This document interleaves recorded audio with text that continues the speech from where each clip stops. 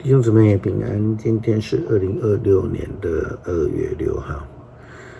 今天的经文是诗篇112篇第1节到第9节，以赛亚书29章第1节到12节，雅各书第3章第13节到18节。今天要跟大家分享的主题是智慧。有人说大智若愚，强调的是智慧而不是愚昧，但也强调有智慧的人不会总是爱现。台湾话有句俗语这样说：半桶水一直在摇动，意思就是说一个人没有什么能力却一直想要有表现，这样的人欠缺了真智慧。以赛亚书29章第1节到12节，先知的话这样说道：甚至上帝的祭坛，就是耶路撒冷本身也要遭殃，大卫驻扎过的城要遭殃。尽管一年一年的过去，节期依着次序周而复始，上帝仍然向这称为上帝祭坛的城降灾难，将有呻吟嚎啕的声音，全城要变成一座鲜血淋淋的大祭坛。上帝要圈住这城，围攻它，攻击它。耶路撒冷的人不敢作声，蹲在地上，憋着喉咙讲话，像鬼从地底下讲话一样。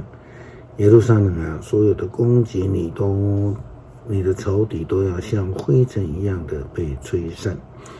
他们令人恐惧的军队要像糠秕一样被风刮走。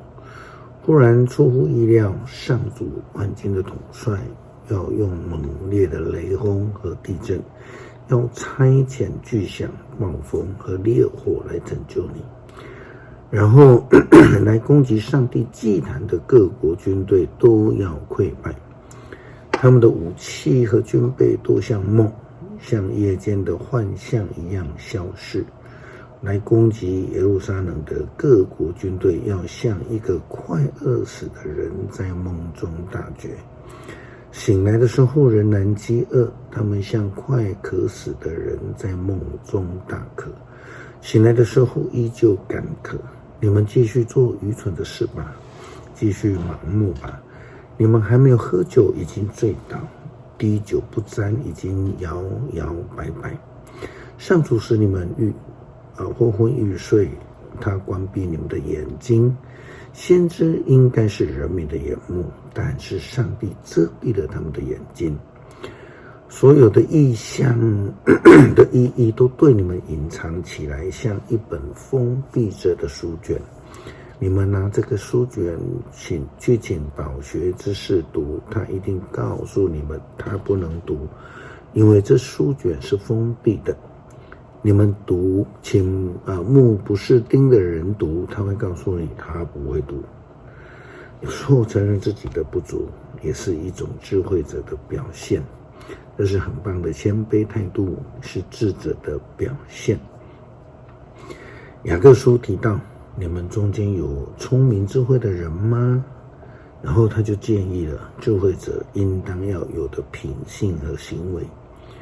这当中也提醒了智慧者不要夸口，更不要说谎，因为那不是真理的品格。雅各书第3章13节到18节这样提到：你们当中有聪明智慧的人吗？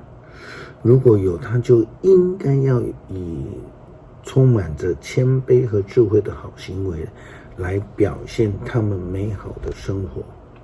既然你们心里有恶毒的嫉妒和自私，就不可以自夸，不可以撒谎敌对真理。你们所谓的智慧不是从天上而来的，而是属世的，属情欲的，属魔鬼的。凡是有嫉妒和自私的地方，就有纷乱和各种邪恶的行为。但是从上面来的智慧有几样特征：第一是纯洁，第二是和平，谦和友善，充满着仁慈，能够结出丰富的善果，没有偏私，没有虚伪，一切正义的果子都是从播种和平的人为和平努力所撒的种子产生出来的。智慧的人应当要有良善的果实，要仁慈，没有偏私，更不应该有虚伪。